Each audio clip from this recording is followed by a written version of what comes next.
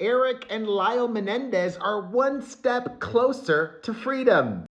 Hello, my fam. Perez Hilton here, the queen of all media, the original influencer. And as I previously shared with you all, on Friday, lawyers for the Menendez brothers, who've been behind bars for over 34 years, convicted of murdering their parents, their attorneys were battling it out with the Los Angeles County District Attorney, Nathan Hochman, and prosecutors. Hochman was newly elected to the position of LA County DA, and he does not support the resentencing or release of Erik and Lyle Menendez. He doesn't believe the abuse claim. He doesn't believe the self-defense excuse. He doesn't believe they're rehabilitated. He doesn't believe they've taken accountability. So he is not recommending anything. He wants them behind bars where they have been for decades. Unfortunately for them, the previous LA County DA, Jorge Gascon, did advocate for their release, but he didn't get reelected in November. The hearing on Friday was about Hochman's move to withdraw the resentencing petition. That came to be because Gascon moved in October to reduce the Menendez brothers' sentence from life without parole to 50 years to life. But given the laws in California, because they were young, the ages that they were 18 and 21 when the murders were committed, they would be eligible for parole now. At court on Friday, attorneys on both sides argued over whether Hochman had the right to rescind his predecessor's request and whether the brothers are truly rehabilitated.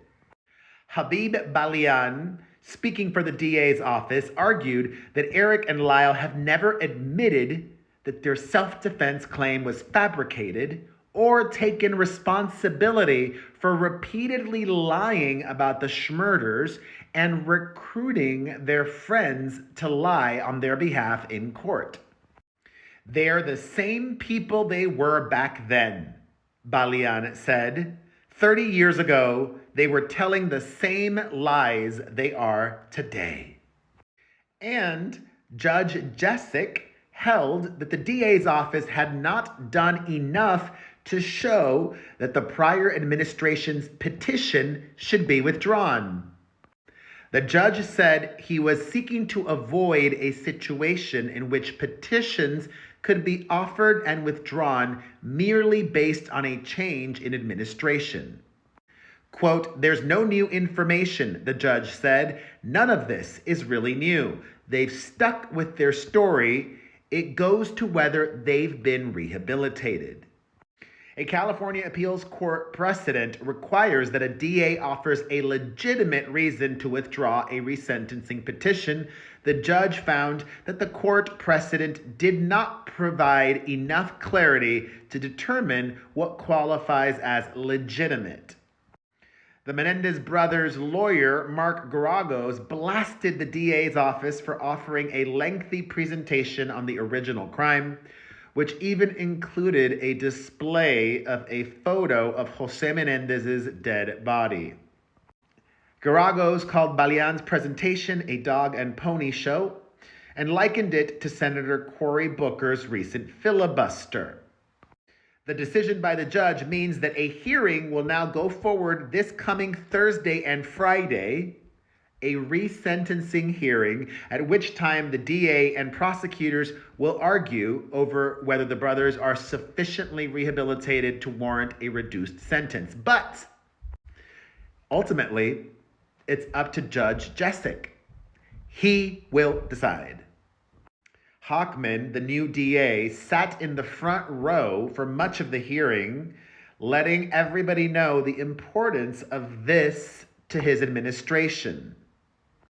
In court, the DA's representative, Balian, played video clips from the first trial, as well as audio recordings of Lyle and Erik Menendez's therapy sessions and interviews with a reporter. The hearing on Friday was long. The DA's rep also played clips from the Menendez brothers, a Netflix documentary that debuted last year, in which Lyle argued that he acted in reasonable self-defense. Balian argued that the clips show that the brothers deliberately manipulated the process and concocted a self-defense argument only after trying several other rationales.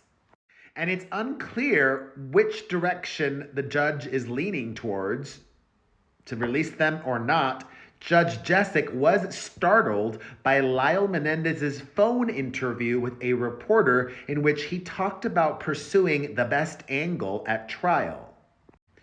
He's saying this to a reporter on the phone from jail, Jessic said, the judge, noting that it undermined the prosecution's claims that the brothers were sophisticated killers. Okay, interesting. Outside court, their attorney, Mark Garagos, hailed the judge's ruling to move forward with a resentencing hearing, calling it a victory of justice over politics. Garagos said that he was infuriated by Balian's presentation, calling it a show proceeding by a DA elected as a throwback to the 90s. This is political, he said, arguing that Hochman was pandering to Neanderthal DAs in his office who were wildly dissatisfied with Gascon. We've kind of evolved, added Garagos, noting that the legislature had expanded the use of resentencing to reduce prison overpopulation in the wake of the Three Strikes era. And yes, what happened on Friday is basically going to happen again Thursday and Friday of this coming week. Attorneys are expected to rehash many of the same arguments in the upcoming resentencing hearing. Even though there wasn't any new information in Friday's hearing, the judge did say that the DA's arguments will be fair game at the upcoming hearing later this week. And I would think, but correct me if I'm wrong here, that their families advocating for their release would factor in heavily to the judge's decision, right? Over 20 Menendez family members have petitioned the judge to release them, including the only remaining sibling of their father, their aunt. She wants them out of prison. But even if resentencing does not go their way later this week, they still have two other paths to freedom. One is their habeas corpus petition, meaning the original trial did not have evidence that came to light in recent years and that needs to be considered, so they are petitioning for a new trial. But the brothers have also asked California Governor Gavin Newsom for clemency, and he is considering granting them that. The governor announced on his podcast that he is undergoing a risk assessment, and Erik and Lyle will appear before a board to see if they are suitable for commutation or pardon in June. So, do you think they should be released from prison? A lot of people say yes, but also a lot of people say no. I'm curious to hear your thoughts. I think they should be released. They've done over 34 years. I don't believe they made up the abuse claims. Yes, it was premeditated, but they served 34 years and the family wants them out. That's what I think. What do you think? Let's discuss in the comments section.